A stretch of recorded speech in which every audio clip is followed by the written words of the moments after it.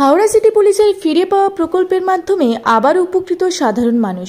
Howrah Shibpur police লাইনে বৃহস্পতিবার বিকেলে একটি অনুষ্ঠানের আয়োজন করা হয়েছিল, যেখানে 91টি হারিয়ে যাওয়া উদ্ধার হওয়া মোবাইল মালিকদের কাছে হস্তান্তর করা হয়েছে। এই হারিয়ে যাওয়া মোবাইলগুলি হাওড়া সিটি পুলিশের গোয়েন্দা বিভাগ এবং সেই সাথে দক্ষিণ বিভাগের থানাগুলি জুলাই 2024 পর্যন্ত উদ্ধার করেছে। উদ্ধার হওয়া মোবাইলগুলির তালিকায় 2 বছর বা 1.5 বছর আগেও হারিয়ে যাওয়া মোবাইলগুলি ছিল। এটি হাওড়া সিটি পুলিশের কর্মীরাও অত্যন্ত তৎপরতার সঙ্গে এগুলো উদ্ধার করে। মোবাইল প্রাপকরা তাদের মোবাইল ফেরত পেয়ে খুশি। অনুষ্ঠানে দক্ষিণ বিভাগের ডিসিপি দক্ষিণ, এডিসি দক্ষিণ, এসিপি দক্ষিণ, এসিপি ট্রাফিক 3 ও দক্ষিণ বিভাগের ওসিরা উপস্থিত ছিলেন। হাওড়া পুলিশ কমিশনার প্রবীণ কুমার ত্রিপাঠী জানান, সাইবার ও মোবাইল সম্পর্কিত জালিয়াতির বর্তমান প্রবণতা ক্রমশ বৃদ্ধি পাচ্ছে। তিনি পরামর্শ দেন যে কোনো অবস্থাতেই কাউকে কোনো ওটিপি প্রকাশ শেয়ার না করার জন্য। এছাড়াও তাদের মোবাইলে খুব গোপন ডাটা না রাখার পরামর্শ দেওয়া হয় এবং এক্ষেত্রে উচ্চ নিরাপত্তা পাসওয়ার্ড ব্যবহার না করে সাধারণ পাসওয়ার্ড ব্যবহার করার পরামর্শ দেন এদিন সিপি প্রবীণ কুমার ত্রিপাঠী। খুব কেয়ারফুল থাকা দরকার।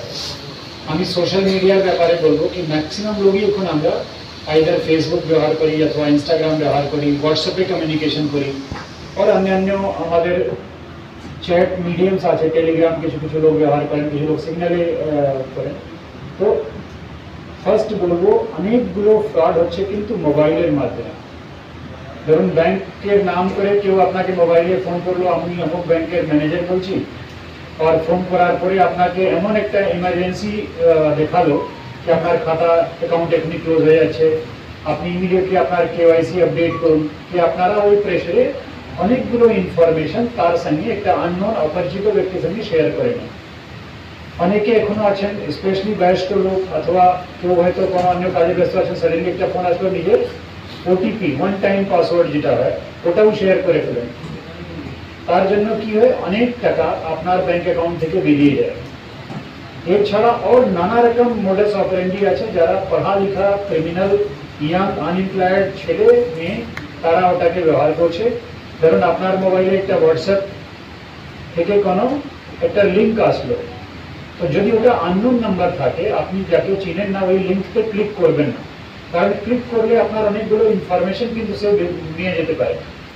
ফেসবুকে অনেকবার আমরা দেখেছি, আমাদের পাস্ট এক্সপিরিয়েন্স আছে কি কিছু লোক আননোন লোকের সঙ্গে চ্যাটিং স্টার্ট করে দেন ফেসবুক মেসেঞ্জারে, তারপরে আস্তে আস্তে পরিচয় হয়ে যায়, ফেসবুকে একটা ফ্রেন্ডশিপ ডেভেলপ হয়ে যায়, আর ওটাতে নানা রকম ভাবে লোক চিটেড হয়। অনেক এক্সাম্পল আছে যেখানে লোক কোটি কোটি টাকা, রিসেন্টলি আমাদের কাছে মানে একটা দুটা চ্যাটার্জি হাট থানা বলুন, বেলুর থানা, এসব থানা এলাকায় লোক যারা চিটেড হয়েছে। কিভাবে চিটেড হয়েছে, একটা কোনো অ্যাপ ডাউনলোড করতে বলবো, আপনারা মোবাইলে অ্যাপ ডাউনলোড করে নেন, তারপরে ওই অ্যাপের মাধ্যমে শেয়ার বাজারে আপনার টাকা লাগানোর জন্য আপনাকে নানা রকম প্রলোভন দেবে। প্রাইমারিলি দেখে আপনার মনে হবে কি হ্যাঁ এটা তো ঠিকই, শেয়ার বাজারে যে শেয়ারগুলো লিস্টেড আছে